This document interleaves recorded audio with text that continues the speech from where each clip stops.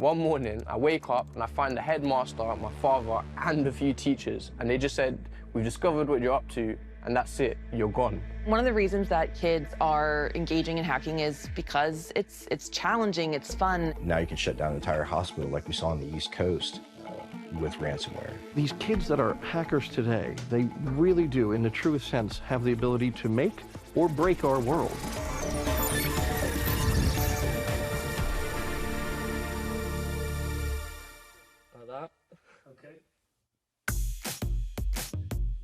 Oh boy, yeah, script kiddies. What's a script kiddie? God, that's an old term. Script kiddie is somebody who wants to accomplish, some sort of malicious activity, whether it be, breaking into a system or stealing credentials. Basically, a script kiddie is somebody who doesn't necessarily understand the exploits or the techniques of hacking and is relying on scripts or programs that were created by somebody else. So they're taking a script, they're running the script, they might set it to run against a particular target, but they don't necessarily understand how the technology works, and they don't have the skills to make them their own.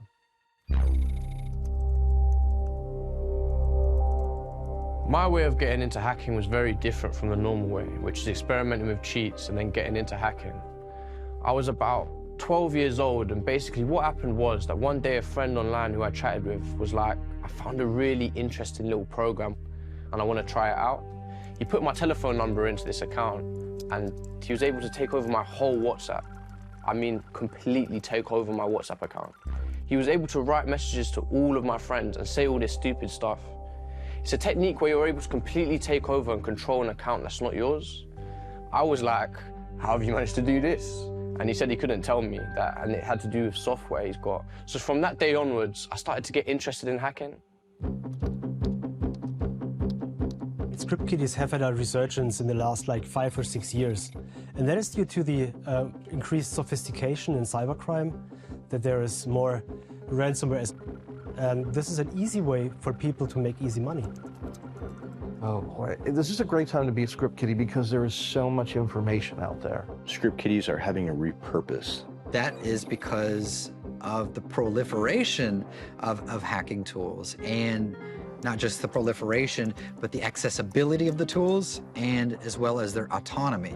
If you're a kid and you want to create as much havoc as possible from your room, you have tutorials, you have YouTube videos, you have entire Linux distributions that contain all of these penetration testing or hacking tools.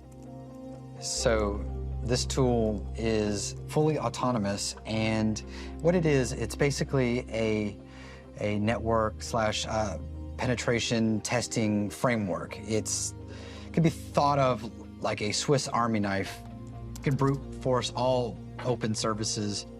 It doesn't require a whole lot of user input.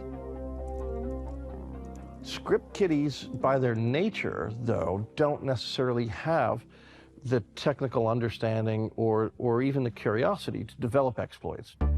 However, even a stop clock is right twice a day, right? They might get lucky, they might figure something out on their own. So even though if you don't know how to do these things on your own, you would use an autonomous script to run these things for you, and the end result, is what you would hope. But really, when you look at script kiddies, it's just a group of people who use a tool that point and click and have no idea what goes on behind the scene. Nowadays, it is more of a derogative term for people who lack knowledge at all. I saw this stuff as kind of a prank, but if I think about it now, even if it's quite light and simple, it can be very dangerous. Like, if you're able to just have someone's telephone number without any two-factor authentication and take over their account completely, it's incredible. You could enter into the profile of a politician or some celebrity and just wreak havoc. When kids are engaging in hacking behavior, there is a little bit of an empathy gap here, and wanting to be different, wanting to individuate themselves, wanting to entertain people, including themselves as well as their friends, by doing something, something naughty or unexpected. When I did the attacks on the school, I was about 14 years old. I was using Python. because I wasn't very good yet at writing viruses. So I was copying and pasting snippets of code from online sources, and I would create scripts that way which could bypass antivirus programs. Basically, code that I was writing would take over the computer and allow you to install and delete files, turn on and off the webcam, to record using the microphone, steal passwords, everything. The hacks now are more encompassing because we have more connected technology. You have refrigerators, fish tanks, heating systems. So before the internet, we didn't have HVACs connected to the internet. Now you can shut down an entire hospital like we saw on the East Coast with ransomware. So the attacks and the lethalness of the attacks are getting worse. The first time that they caught me hacking was when I had stolen a large amount of private data from my school. I started to post it online. It caused a lot of problems, and they caught me. They expelled me. One morning, I wake up and I find a headmaster, my father, and a few teachers. And they just said, "We've discovered what you've been doing, and that's it, you're gone."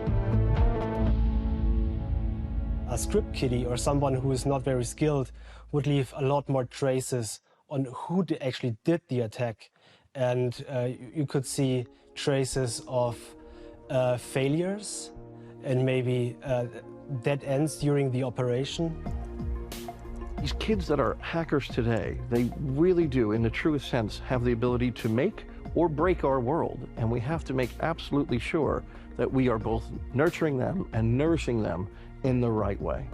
I don't think taking a kid who has committed a white-collar crime on a computer and throwing him in prison is the right answer, when we can take that kid who probably doesn't even know the laws around cyber, teach him the laws, redirect his attention, and make him a successful industry-leading man or woman.